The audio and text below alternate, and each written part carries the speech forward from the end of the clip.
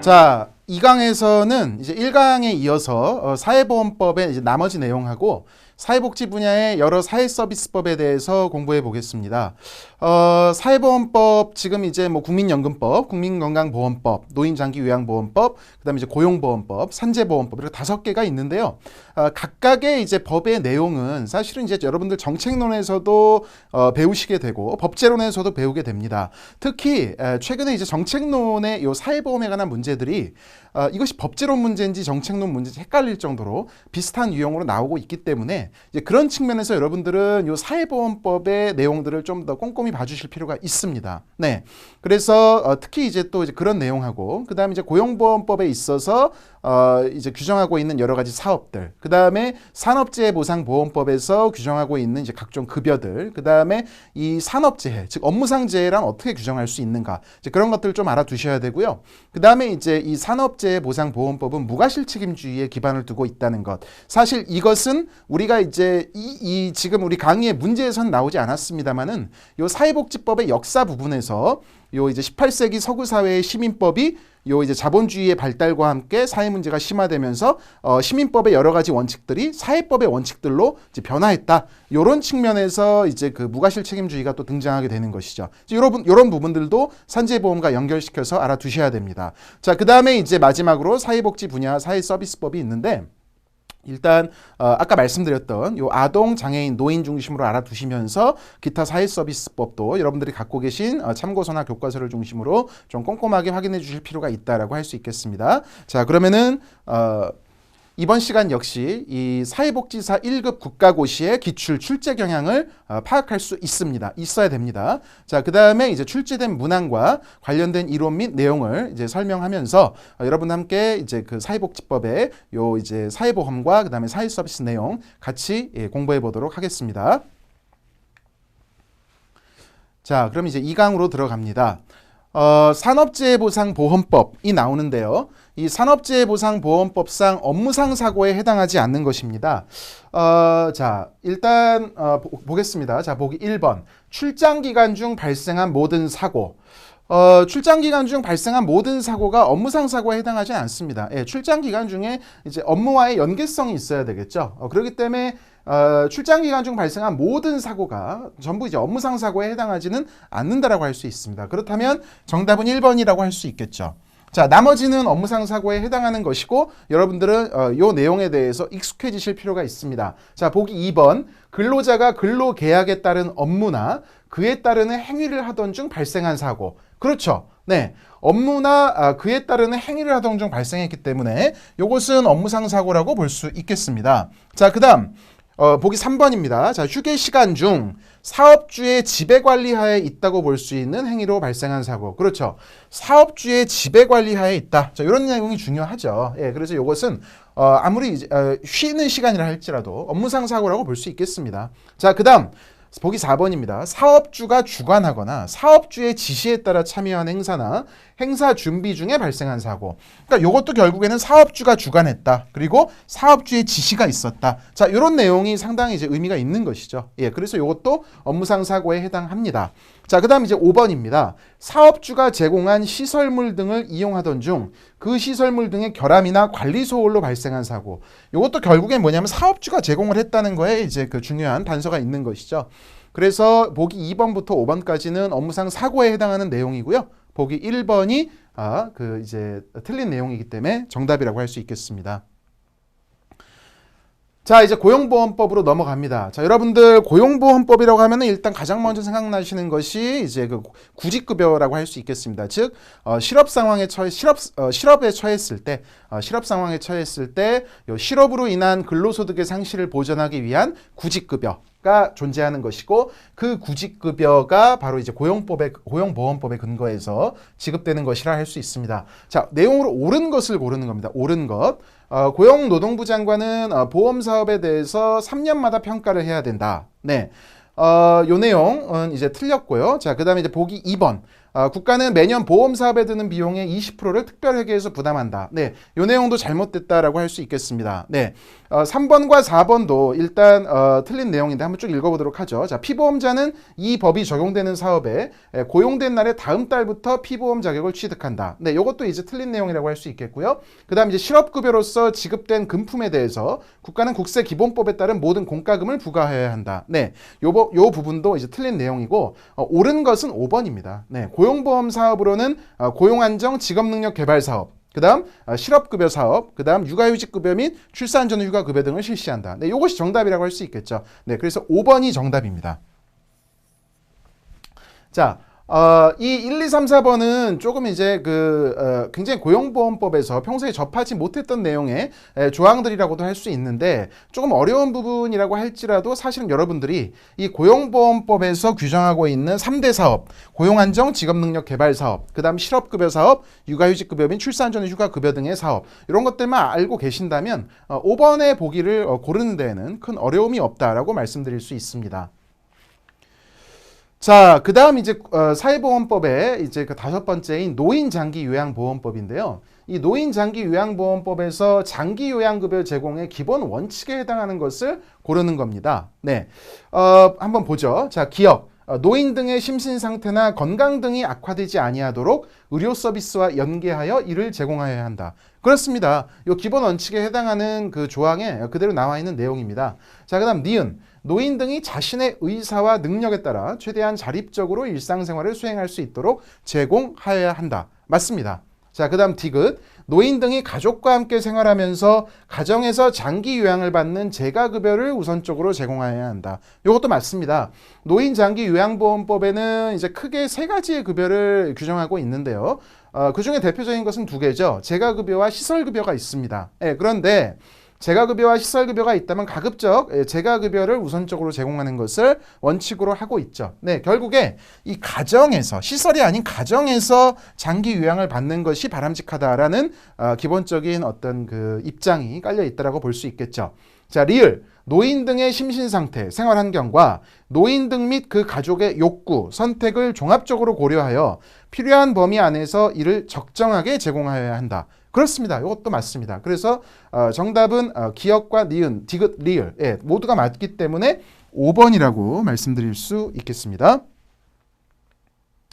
자, 다음은 69번입니다. 자, 아동복지법의 내용이다. 괄호 안에 들어갈 내용이 순서대로 옳은 것은, 자, 아까도 말씀드렸습니다만은 여러분들 이 사회복지와 관련된 법률에서 요 위원회와 관련된 내용은 어떤 사람이 이제 그 위원장인지 혹은 이 위원회는 누구의 소속으로 되어 있는지, 그 다음에 또 위원회뿐만 아니고 이제 각종 규정된 계획들 몇 년마다 수립이 되는지, 또 이 주로 이제 계획과 관련해서는 실태조사 내용이 많이 들어가 있는데요. 그러한 실태조사는 몇 년마다 이제 조사가 되는지, 이런 내용들을 좀 알아두실 필요가 있습니다. 네. 근데 이러한 내용들이 어떤 숫자 같은 게 뭔가 이렇게 법칙이나 체계가 있는 건 아닙니다. 예, 그런 건 아니기 때문에 여러분들 조금 이제 볼 때마다 이런 것들을 좀 암기해 두시는 것이 필요하다라고 볼 수 있습니다. 아동복지법에 이 국무총리 소속으로 땡땡을 둔다라고 되어 있는데요. 이게 이제 좀 까다로울 수도 있는데, 뭐 팁을 하나 드리자면은 주로 이제 그 조정위원회 뭐 이런 내용이 들어가게 되면은 소위 이제 그 아동과 관련되는 여러 가지 이제 부처들이 있겠죠. 뭐 문화체육관광부도 있을 수 있고요, 교육부도 있을 수 있고, 보건복지부도 있을 수 있고, 여성가족부도 있을 수 있습니다. 그래서 이런 이제 각 부처의 여러 가지 이제 그 관련 사항들을 논의하려면 결국에 각 부처를 이제 포괄할 수 있는 좀 더 상위 어떤 그 소속, 그렇다면 이제 국무총리 소속으로 아동복지심의위원회가 아니고 아동정책조정위원회라고 할 수 있겠죠. 조정. 네. 그래서 일단 국무총리 소속으로 아동정책조정위원회를 둔다라는 것이 맞겠습니다. 자, 그 다음 시도지사 그리고 시군구청장 소속으로 땡땡을 각각 둔다라고 되어 있습니다. 네, 이것은 이제 아동복지심의위원회라고 할 수 있습니다. 네, 아동복지심의위원회가 맞고요. 자, 그 다음에 이제 보건복지부 장관은 아동정책 기본계획을 몇 년마다 수립하여야 한다? 네, 5년입니다. 네, 그 다음 보건복지부 장관은 아동종합실태를 역시 5년마다 조사를 합니다. 그래서 그 결과를 공표하여야 한다라고 할 수 있겠습니다. 네, 그래서 정답은 5번이다라고 말씀드릴 수 있겠네요. 자, 다음은 장애인 복지법입니다. 네, 장애인 복지법에 근거해서 설치 또는 설립하는 것이 아닌 것은 이제 이런 거 잘 나오죠. 그래서 여러분들 이제 알아두셔야 되는데요. 자, 1번 장애인 거주시설. 네, 요거는 장애인 복지법에 그 근거가 있죠. 자, 그 다음 2번 한국장애인개발원. 네, 맞습니다. 요것도 장애인 복지법에 그 법적 근거가 있고요. 그 다음 장애인 권익옹호기관. 네, 자, 여러분들 아동복지법 그리고 노인복지법, 장애인복지법에서 요 이제 아동학대, 노인학대 그리고 장애인학대에 이 대응하기 위한 기관들이 규정되어 있습니다.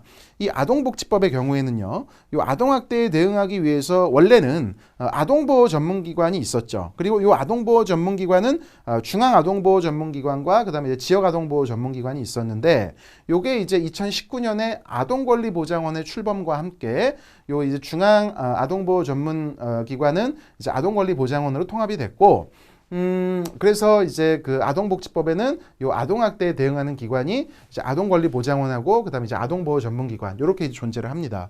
그다음에 이제 노인복지법상에는 이제 노인학대를 예방하고 그다음에 노인학대에 이제 개입하는 요러한 기관으로서 그 이제 노인보호 전문기관이 존재한다라고 할 수 있죠. 자, 근데 이제 장애인 복지법에서는 장애인 보호 전문기관이 아니고 그 이제 장애인 권익옹호기관이라는 이제 다른 용어를 쓰고 있습니다. 그래서 장애인 권익옹호기관도 장애인 복지법에 근거한 요 이제 법적 기관이라고 할 수 있겠습니다. 자, 그다음에 이제 장애인 자립생활지원센터. 네, 이것도 장애인 복지법에 근거해서 설치할 수 있는 기관이라고 할 수 있습니다. 그런데 발달장애인 지원센터는 요 장애인 복지법상의 내용은 없다라고 말씀드릴 수 있겠습니다. 그래서 정답은 4번이다라고 말씀드릴 수 있겠네요. 자, 그 다음 이제 노인복지법이 나옵니다. 네, 노인복지법상 노인학대에 관한 내용으로 옳지 않은 것은, 자, 한번 보겠습니다. 자, 보기 1번 119 구조, 구급에 관한 법률에 따른 119 구급대의 구급대원은 65세 이상의 사람에 대한 노인학대 신고 의무자에 속한다. 네, 노인복지법에 보면은 노인학대 신고 의무자가 규정되어 있는데요. 일단 119 구급대원은 마땅하라고 할 수 있습니다. 네, 자, 그 다음 2번 노인학대를 알게 된 때에는 신고 의무자만 신고할 수 있다. 네, 신고 의무자는 이제 신고할 의무가 있는 거고, 신고 의무자가 아니라 할지라도 노인학대를 발견했을 때에는 당연히 신고를 할 수 있는 겁니다. 그렇기 때문에 2번이 옳지 않은 설명이다라고 할 수 있습니다. 자, 3번 법원이 노인학대 관련 범죄자에 대하여 취업 제한 명령을 하는 경우 취업 제한 기간은 10년을 초과하지 못한다. 네, 이것도 규정되어 있는 내용입니다. 자, 4번 노인학대 신고를 접수한 노인보호 전문기관의 직원은 지체 없이 노인학대 현장에 출동하여야 한다. 그렇죠.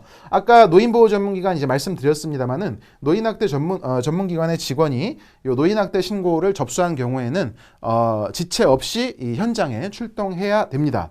자, 5번 국가와 지방자치단체는 노인학대를 예방하고 수시로 신고를 받을 수 있도록 긴급전화를 설치해야 한다. 맞습니다. 이 내용도 노인복지법의 그 노인학대 관련해서 맞는 내용이기 때문에 정답은 2번이라고 말씀드릴 수 있겠습니다.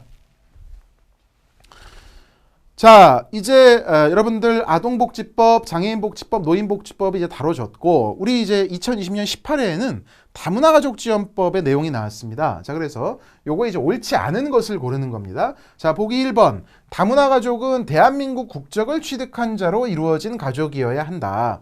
자, 다문화 가족입니다. 자, 대한민국 국적을 취득한 자로만 이루어진 가족이다. 이것은 이제 아니죠. 네, 그래서 결혼 이주민과 뭐 대한민국 국적을 가진 자로 이제 이루어진 가족도 다문화 가족 지원법의 요 이제 대상이 될 수 있습니다. 네, 그래서 보기 1번이 일단 틀린 설명이라고 할 수 있겠네요. 자, 2번 다문화 가족이 이혼 등의 사유로 해체된 경우에도 그 구성원이었던 자녀에 대해서는 이 법을 적용한다. 맞습니다. 그래서 다문화 가족이 이혼 등의 사유로 해체가 됐다 할지라도 요 다문화 가족의 그 구성원이었던 자녀에 대해서는 이 보호할 수 있는 그러한 장치들을 마련하고 있습니다. 자, 그다음 다문화가족 지원센터는 결혼 이민자 등에 대한 한국어 교육 업무를 수행하는 기관이라고 할 수 있겠습니다.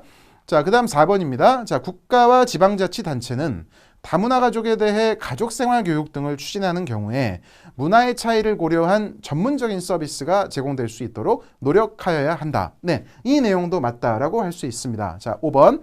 여성가족부 장관은 5년마다 다문화가족 정책에 대한 기본 계획을 수립하여야 한다. 네, 이 다문화가족 지원법에도 다른 많은 사회서비스법과 마찬가지로 요 기본 계획에 대한 규정을 두고 있다라고 할 수 있습니다. 그래서 이러한 기본 계획의 그 이제 주체가 누구냐 이런 것들이 이제 시험에 아주 잘 나오죠. 그리고 또 몇 년마다 하냐 이런 것들 알아두시는 것이 필요하죠. 네, 5번은 맞는 내용입니다. 그래서 이 여성가족부는 주로 이제 그 여성복지, 그 다음에 가족복지, 네, 그 다음에 뭐 청소년, 뭐 이런 부분에서 많이 이제 그 관련이 있다는 것을 말씀을 드립니다. 그래서 정답은 이제 1번이라고 할 수 있겠죠. 자, 2020년에는 사회복지공동모금회법에서도 한 문제가 나왔습니다. 사회복지공동모금회는요, 여러분들 지역사회복지론에서도 이 지역사회복지의 그 실제 그 추진기관, 추진체계에서 이제 언급되는 기관입니다. 그래서 사회복지공동모금회는 지역사회복지론과 사회복지법제론을 모두 대비한다는 측면에서 이 사회복지공동모금회법을 한번 읽어보시면 참 좋을 것 같습니다. 사회복지공동모금회법이 아주 뭐 많은 내용은 아니기 때문에요. 뭐 가볍게 공부할 수 있는 부분이라고 생각할 수 있습니다. 여러분들 사회복지공동모금회라는 것은 크게 이제 그 두 가지 사업을 하고 있죠. 네. 첫 번째가 이제 모금 사업입니다. 자, 두 번째는 이제 배분 사업이라고 할 수 있죠. 그래서 모금 사업을 통해서 뭐 개인이나 법인을 통해서 자발적으로 사회복지 이제 공동 모금을 하죠. 여러분들 이제 그 사랑의 열매라는 브랜드 그 다 알고 계시죠. 그래서 이제 그게 사회복지 공동 모금회에서 이제 그 내세우는 이제 브랜드라고 할 수 있는데 이런 이제 모금 사업을 통해서 이제 사회복지 이제 공동 모금을 했으면 그 돈을 가지고 이제 욕구가 있는 대상들에게 이제 배분하는 사업을 하는 것이죠. 네, 이제 이건 이제 배분에 관한 그 문제입니다. 그래서 이 사회복지 공동모금회법상 공동모금재원 배분 기준에 포함되어야 하는 사항으로 명시되지 않은 것을 고르는 거거든요. 이 배분 기준에 그 명시된 내용으로는 일단 첫 번째 배분 한도액이 있습니다. 네. 그 다음에 이제 배분 심사 기준 언급돼 있고요. 그 다음에 이제 배분 신청자의 재산, 공동모금재원의 배분 대상, 네. 그 다음에 배분 신청 기간 및 배분 신청서 제출 장소. 네. 근데 여기서 조금 이제 이상한 것은 3번이죠. 네. 배분 신청자의 재산을 뭐 꼭 이제 배분 기준에 포함해야 되는 사항일 필요는 없는 것이죠. 네. 그래서 요게 이제 3번이 정답이라고 할 수 있겠습니다. 네, 나머지 배분 한도액, 배분 심사 기준, 공동 모금 재원의 배분 대상, 배분 신청 기간, 배분 신청서 제출 장소는 배분 기준에 포함되어야 하는 사항으로 명시되어 있는 내용이니까 알아두시기 바라겠습니다. 자, 다음은 성폭력 방지 및 피해자 보호 등에 관한 법률상 성폭력 피해자 보호 시설의 종류가 아닌 것은입니다. 성폭력 방지 및 피해자 보호 등에 관한 법률이 이제 갈수록 출제 빈도가 늘어나고 있습니다. 그래서 여러분들 이 법도 조금 이제 공부를 해두시는 것이 필요한데요.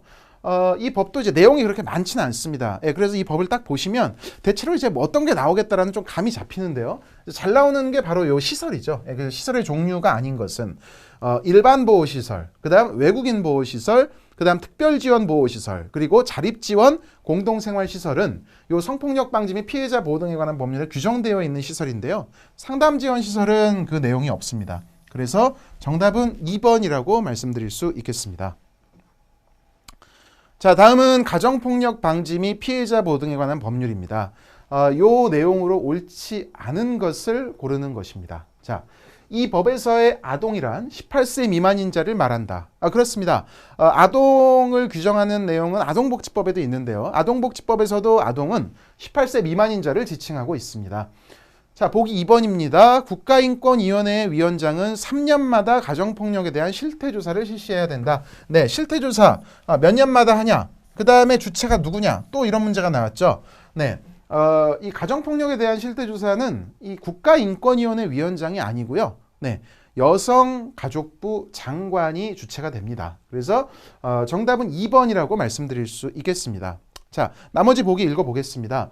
시도지사는 외국어 서비스를 제공하는 긴급전화센터를 설치 운영할 수 있다. 맞고요. 그 다음에 이제 4번 지방자치단체는 가정폭력 관련 상담소를 외국인, 장애인 등 대상별로 특화하여 운영할 수 있다. 맞습니다. 자, 그 다음 5번 지방자치단체는 가정폭력 관련 상담원 교육훈련 시설을 설치 운영할 수 있다. 이것도 맞는 내용입니다. 그래서 정답은 2번이다 라고 말씀드릴 수 있겠네요. 네, 이렇게 해서 2020년 18회 사회복지법제론 시험 문제를 중심으로 간단하게 이제 포괄적인 내용을 좀 훑어봤습니다. 어떠셨습니까? 좀 해볼만 하신가요? 2020년 18회 시험은 누구나 예상할 수 있는 어떤 그런 이제 정형화된 이 내용에서 골고루 출제되었다라고 할 수 있는데요. 특이할 만한 것은 요 사회보장급여법이 평소보다 조금 더 많이 나왔다는 거, 두 문제가 나왔죠. 그 다음에 이제 국민기초생활보장법도 두 문제가 나왔고요. 네, 그 다음에 사회보험법이 이제 국민연금법은 안 나온 것 같은데, 이제 그거를 빼고는 이제 골고루 나왔고요.